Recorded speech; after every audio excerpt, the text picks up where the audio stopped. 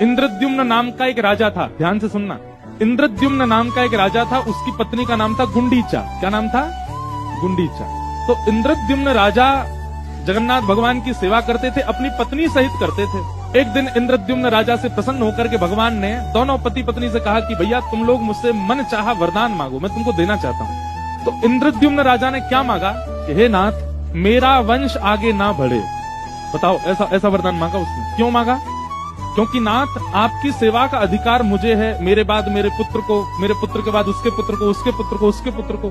कई बार देखा जाता है कि जब वंश परंपरा से अधिकार मिलता है तो कहीं ना कहीं जाकर के उस अधिकार का निर्वहन व्यक्ति भाव से नहीं करता।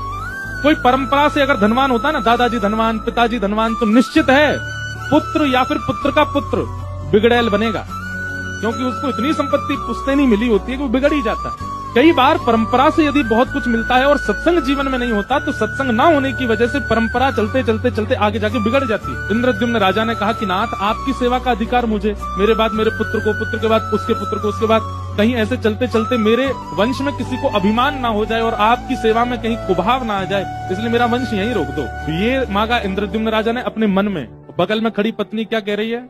वो मांग रही है कि हे नाथ, मुझे आप जैसा एक पुत्र मिल जाए। पति तो मांग रहा है कि मेरा वंश रुक जाए, पत्नी मांग रही है मुझे संतान की प्राप्ति हो। दोनों ने मनी मन वरदान मांगा। श्री जगन्नाथ महाप्रभु आनंदित हो गए, बोले भैया तुम दोनों ने तो हमको विडंबना में डाल दिया। बोले क्या विडंबना? बोले इंद्रद्युम्न ने तो मांगा मेरा वंश यहीं रुक जाए। पत्नी देखने लगी, ऐसा कैसे वरदान मांगा तुमने? तुमने कहा वंश ही रुक जाए।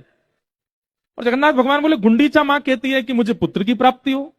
अब पति चाहता है बालक ना हो, पत्नी चाहती है बालक हो। ये कैसे? दोनों के वरदान विपरीत है, मैं कैसे पूर्ण करूं? इंद्रद्युम्न गुंडीचा को समझाने लगे, अरे तुम जानती नहीं हो, तुम भी यही मांगो, संतान ना हो, हम दोनों अकेले ही ठीक है, आदि आदि ये सब। गुंडीचा उसको समझा रही है, अरे नहीं नहीं, संतान तो होनी चाहिए, ऐसे कैसे आदि आदि। जगन्नाथ भगवान बोले झगड़ो नहीं, हमारी बात सुनो, तुम दोनों की इच्छा पूरी करते हैं हम। बोले कैसे? बोले आपकी इच्छा तो हम ये पूरी करेंगे कि आपके संतान होगी नहीं, और गुंडीचा माँ आपकी इच्छा हम ये पूरी करते हैं कि जब तक पृथ्वी है, जब तक ये भूमंडल है, तब तक मैं ही आपका पुत्र हूं, मैं आपकी संतान बन के रहूंगा।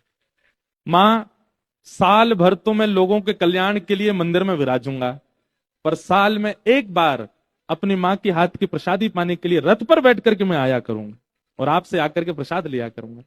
तो भगवान जगन्नाथ जहां विराजते हैं वो है श्री मंदिर, और रथ में बैठ करके जिस स्थान पर जाते हैं उसका नाम है गुंडीचा मंदिर। वो मां के घर जाते हैं, अपने मैया से मिलने जाते हैं।